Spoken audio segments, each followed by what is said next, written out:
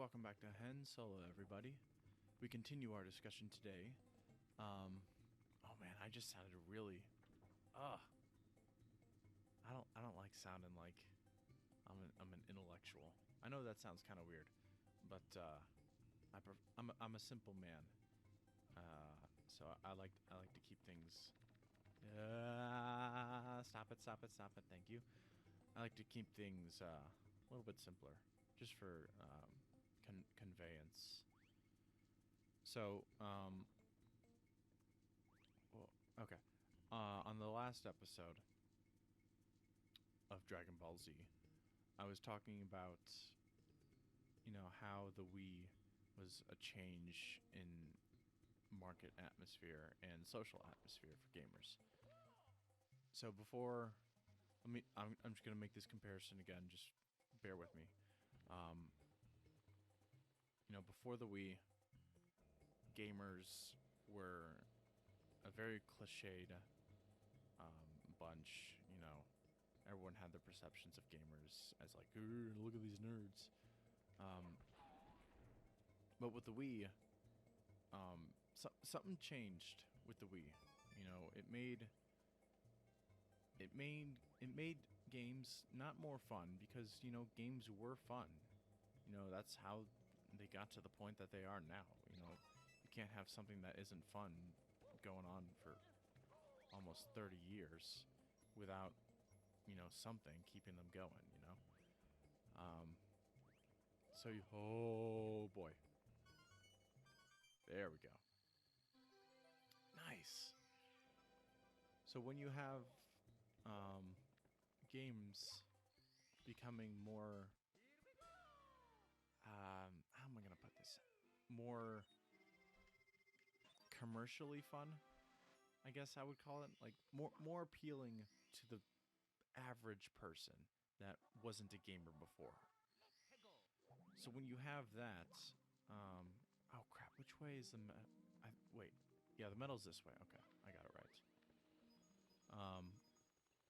When you have that sort of critical, when you've hit that critical mass in your games, you bring about a perspective change in the game atmosphere itself.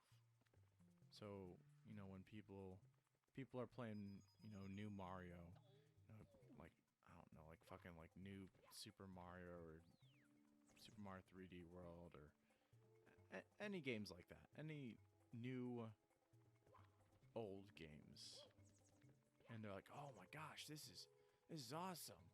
And meanwhile, it might not be the best thing for regular old gamers. Because I will say we are a petty bunch, video gamers. We don't like a lot of change. I almost died. We like consistency, and we like being that old man who says, back in my day and stuff like that.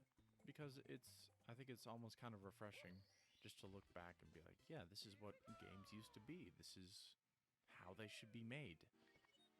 And you look at this game, it's a very extremely well put together game, I would say. Wait, I did the wrong star. Oops.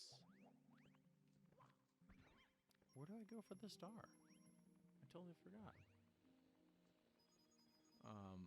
So when you have something like this game, that's just, I will say, people knock on this game for, camera controls and graphics and stuff like that. But, that doesn't really matter.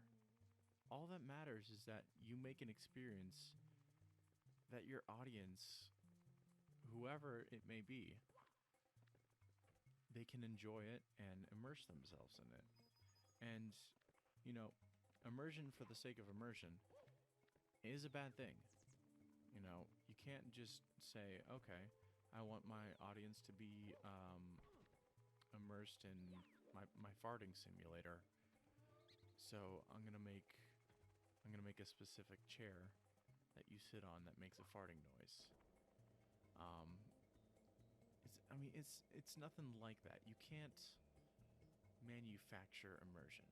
Okay, you can't just say, "Am I going on the same exact place?" Whoa, I'm going on a different place. I had no idea. Whoa, this is crazy. I've never been to this star before. That's saying a lot. Um, yeah, you can't manufacture immersion. So with something like this, with Mario 64 in particular, you move. This is going back to my controller um, points from the last episode. Amazing. Ah.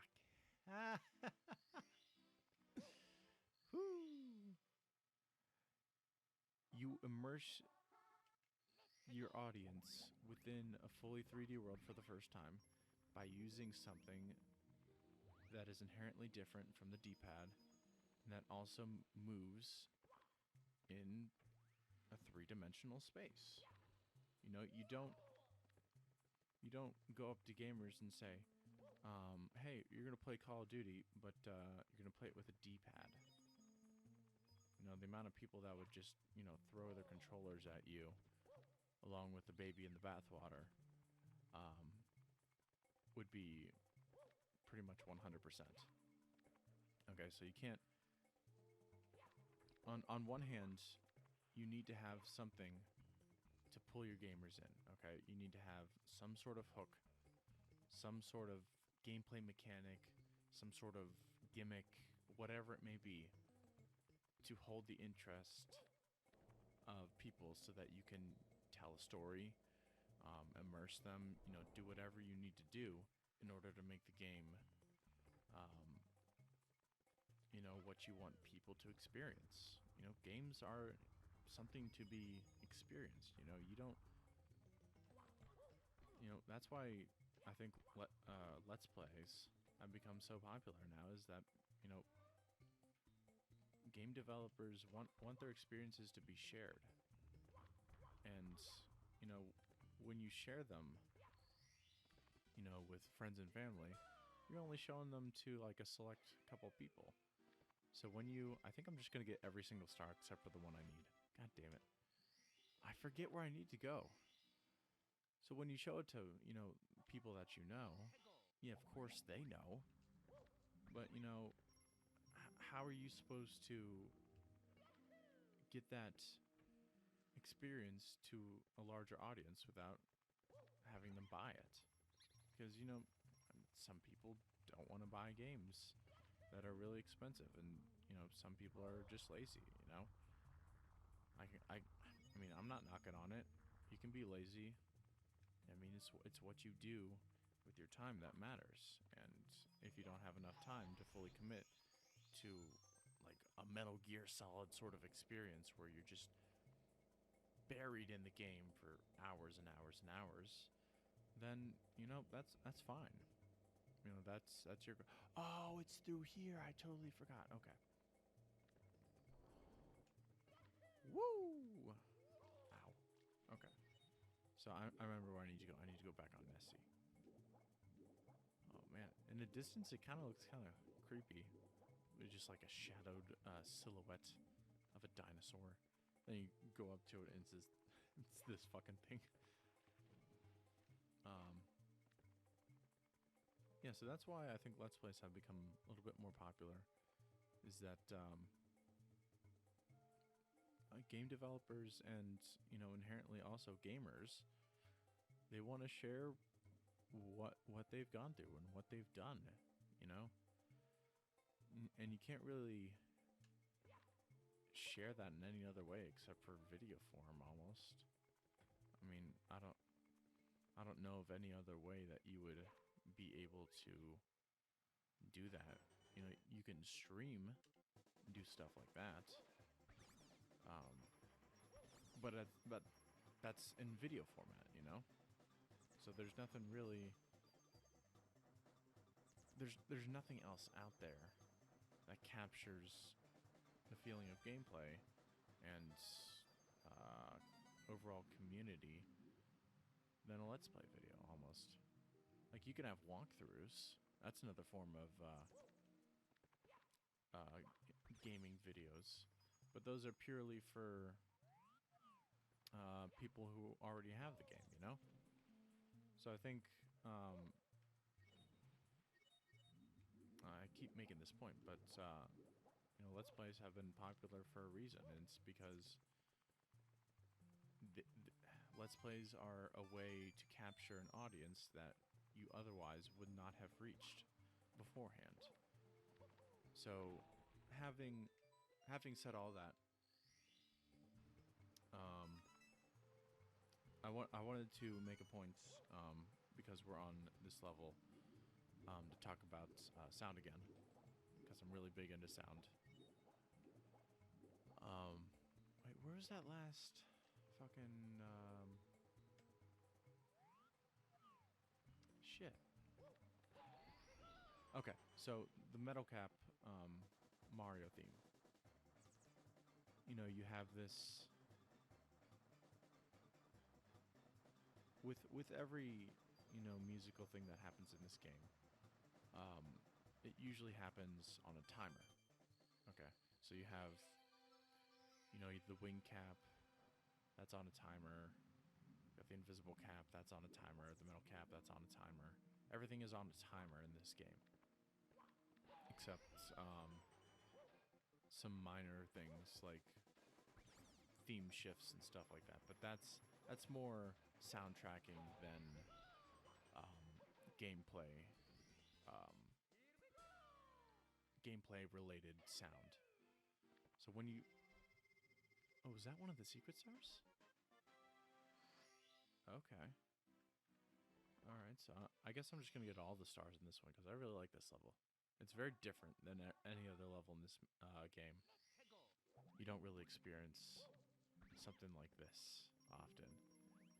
Also, want to make a quick point. The walls. What am I doing? The walls in Hazy Maze Cave kind of remind me of the walls in the Kokiri Village in Ocarina of Time. I just wanted to make a quick comparison. A quick comparison.